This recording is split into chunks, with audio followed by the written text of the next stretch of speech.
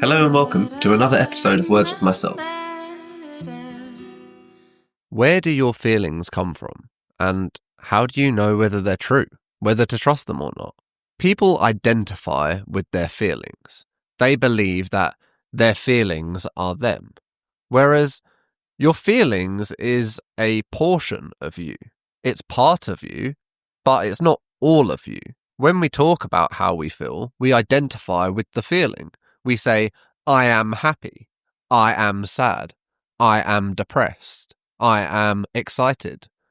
You are saying that you are that, not I am feeling sad, or in this moment I'm feeling happy. It's usually a identification descriptor.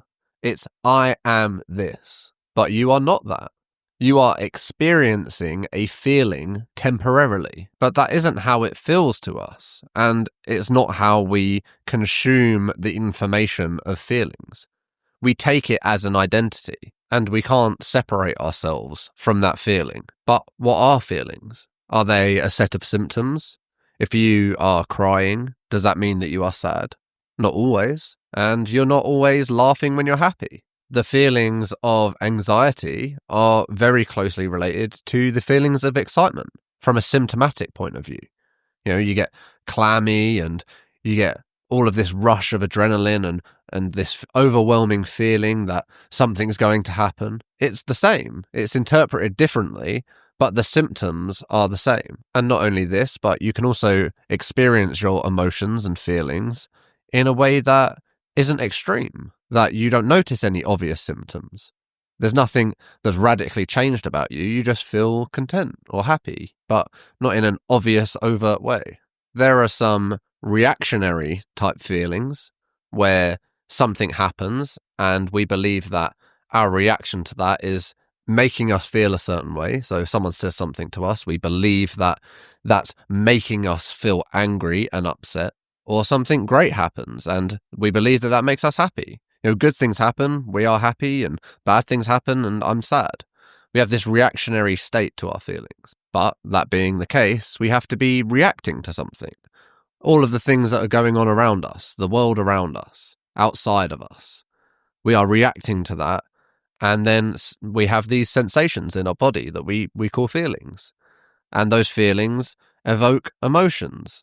And just to add even another layer of complexity, we have a perspective, how we ingest that data from the outside world. And it all comes in through that filter. We process information in that biased way of our perspective, and then that shapes or provokes feelings and emotions.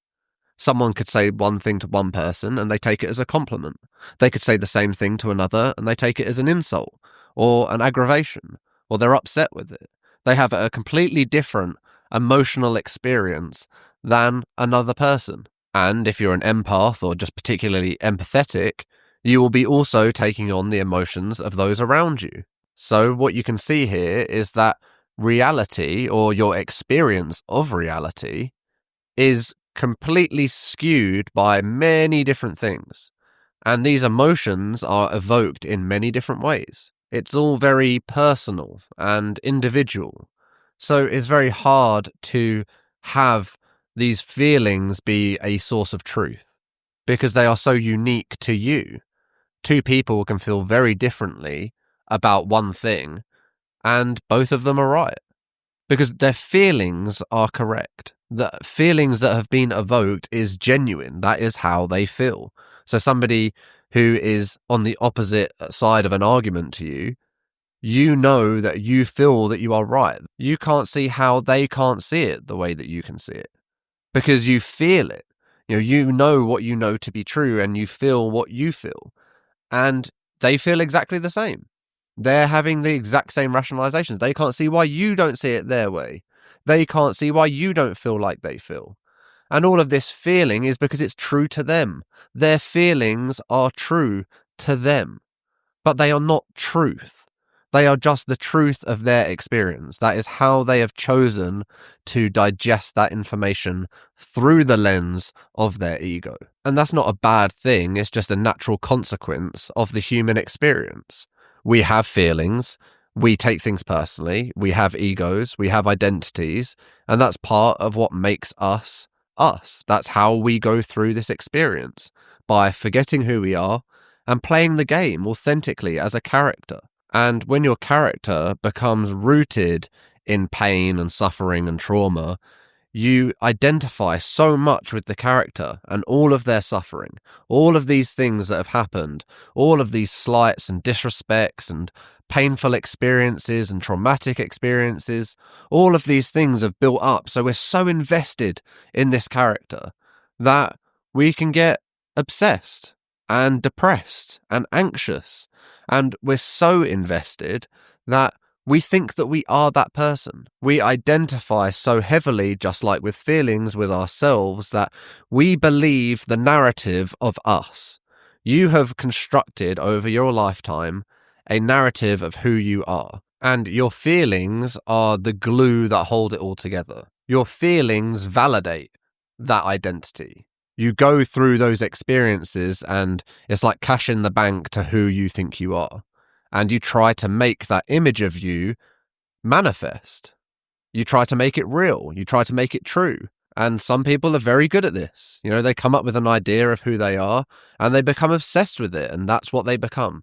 Which is why your feelings and your identity can be a force of massive positive change in your life, and it can also be the biggest downfall or the thing that prevents you from changing.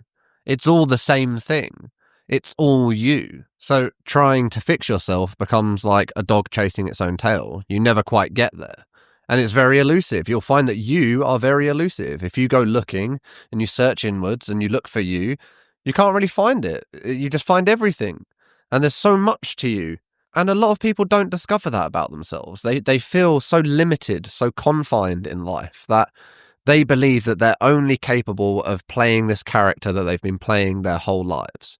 But if you do intense work, you really look inwards, you will find a vast expanse that you never thought possible. You are far more capable, far more competent, far more powerful than you even realize. And the more that you look, the more you realize that all of this stuff that you've identified with your whole life is a small portion of who you are. It's a small portion of what you can be. And that doesn't mean that your feelings are a load of rubbish either. It doesn't mean that they don't exist or they're not truth, because they are. They point to what is under the surface. The point is that they are one layer and not the entire picture. And when you begin to peel back one feeling, you'll probably find another, and then you see that it's all connected to a series of feelings, a series of experiences, a series of things that you remember in a particular way. And you start building all these columns and you start chucking information and memories into different piles, and you say that this is the bad things that have happened to me pile, and this is the good things that have happened to me pile, and this is the amazing things that have happened to me pile, and this is the traumatic things that have happened to me pile. And you begin to weigh those piles up against each other and see that which one outweighs the other. You know, have more good things happened to me? Are more good things going to happen to me or not? But these piles are not reliable. That information is all biased. It's all skewed. It's all a point in time piece of information. You know, how you felt about a situation 30 years ago or 10 years ago or 5 years ago or even a couple of months ago might not be how you feel about it now. So your emotions are true. Your feelings are valid. And they point to something that you should be looking at. I mean, if something happens, like something tragic, you lose a loved one, for instance, and you say, well, you can't apply this argument to that because, you know, you should feel sad. You should feel lonely. You should feel like you've lost something. You know, that's all valid feelings, and you need to feel that. And you do. You have to go through that experience, but you don't have to label it in the same way. You might lose a loved one, and all of that grief that comes out, all of that pain, you call it depression. And you say, well, I can't live another day without that person. I'm depressed. I don't see the point in life anymore. Or you can see all of that pain, all of that grief as love, and that intense emotion as love, and honoring them and wanting them to be here, but wishing them the best and wanting them to be at peace. wanting to find a way to honor them in this life, to make the most of your own life and your own experience, and to understand that life is temporary and this experience is temporary. Sit with the sadness. This isn't about avoiding feelings. This is about understanding what they are trying to tell you, what they are trying to teach you, and to understand that you are not your feelings, that they are a part of you, but they are not you. And empaths have a particularly bad time with this, a very difficult time separating feelings from reality, because feelings are so visceral and so constant, and you're taking on everyone's feelings around you. It becomes such a mass of information, it's hard to separate what is them, what is me, what is all of us. Where are we all mistaken? Where am I mistaken? Where are you mistaken? What is right? Are you right? Am I right? Is it all right? Are we all wrong? It's so much information constantly that it can feel like there's nothing else but feeling. And that is it. Experience is going from one emotion to the other. But when you not only identify your own emotions with the outward world, you also identify with the feelings of other people and their reactions to the outward world. So not only do you have to separate yourself from your emotions, you also have to separate yourself from the emotions of others and other people's thoughts. Because else you end up in this state where you're constantly thrown through loops. Everyone has to be okay for you to be okay. Everyone has to be smiling. Everyone has to be happy. And you're always trying to manage it so that everyone's happy and everyone's okay around you, and juggling all these different people and how they feel and how they think and what they're going through, as well as what you're going through and what you're thinking and feeling. But there comes a point where it's also quite selfish to do this, because how you feel then becomes dependent on how other people feel. And it's their responsibility then to make you happy. Even if you are not getting the results that you want, that is what is going on. And you might blame people for that. You might say, well, I take care of you, but you don't take care of me, because they might be taking care of themselves. And if you're not taking care of yourself because you're taking care of them and they're taking care of themselves and no one's taking care of you, then you end up in this situation where you feel like it's completely unfair. They get twice the looked afterness and I get none. Or if you're with another empath, for instance, they can't be not okay around you because they know that if they're not okay, then you're not going to be okay. And then we all end up hiding our emotions and hiding how we feel because we don't want the other person to then take that on. So there is a real art to separation, to not allowing our feelings to consume us. And it's immensely important as an empath. It is an incredibly powerful blessing, but it also comes with a heavy burden and a heavy responsibility. And you have to learn how to manage it, because otherwise you become consumed by it. You become drained by it. You can't function normally. You're only functioning off of service to other people, making other people happy, or people pleasing. So it doesn't really matter to what degree or what kind of person you are. You're either going to be invested and identifying with your own emotions, or you're going to be invested and identifying with your own emotions. Either way, it's going to lead to some kind of conflict, some kind of pain and suffering that you're going to experience. And part of that is the cost of living. That is the price of being alive, of being in this experience, is that some things happen and we see them as tragic. We can't understand the reason behind them. And they're so painful that we wish they never happened. We can't process or understand any sort of justification as to why that would happen. And I don't know. Nobody knows. Nobody understands the real reason why you are experiencing the things that you're experiencing or have experienced the things that you have experienced. But only you can choose how you identify yourself with it. Whether it breaks you or it builds you. Whether it leads you to grow or whether it drags you down. But no matter what you're feeling, whether it's positive or negative, whether you are in despair or elation, it's all temporary and everything is subject to change. And if you are right in the depths, then you will see the light again. And if you have the light appreciate it, be grateful for it, but know you could be in the depths again. You never know how life is going to go. You can't predict the outcome and prepare for it.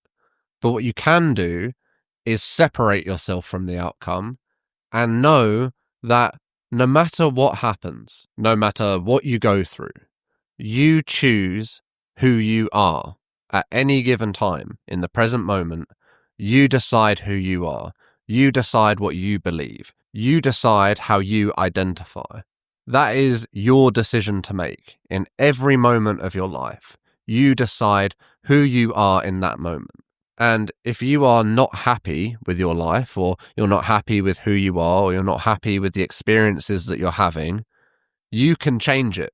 Once you truly see and accept that you are creating your image of you, you can change it. You can say, I'm no longer doing this anymore. I keep saying I'm this kind of person.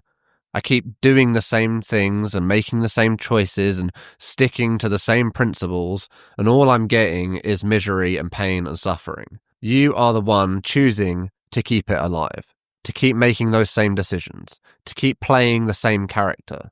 You are choosing that. And until you decide to play a different game, until you say, I'm not happy and I want to change, I want to do something different, I want to be someone different, I want to change the narrative that I tell myself. Until you embrace that, nothing can truly change.